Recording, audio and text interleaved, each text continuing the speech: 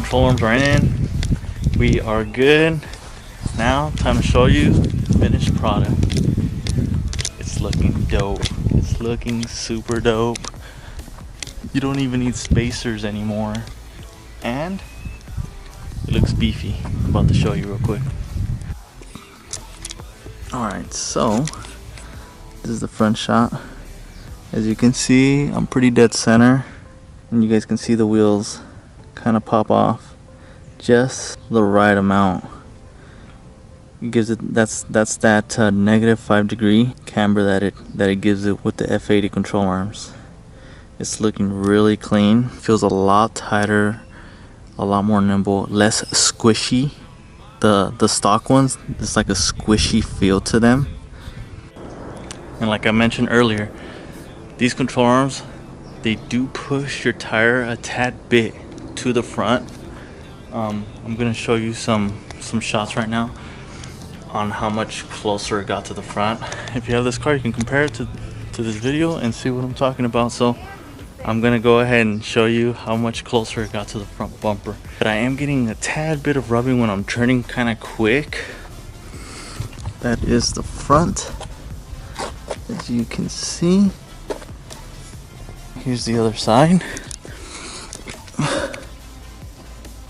Pretty close. You can see it more when I get this angle here. Right there.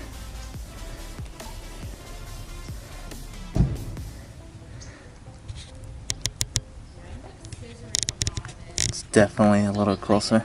Alright guys, so overall, upgrading your lower control arm is definitely worth it. I would say it's worth every dollar that I spent for it. They're about $190, $180 something for each, so give or take about 400 bucks out the door. Outside of just giving it that added look to the stance, the way the car just sits in general, I'm very happy with them, and most importantly with the way it improved my performance overall when it comes to the handling aspect of it. I definitely feel a lot more confident going into turns and out.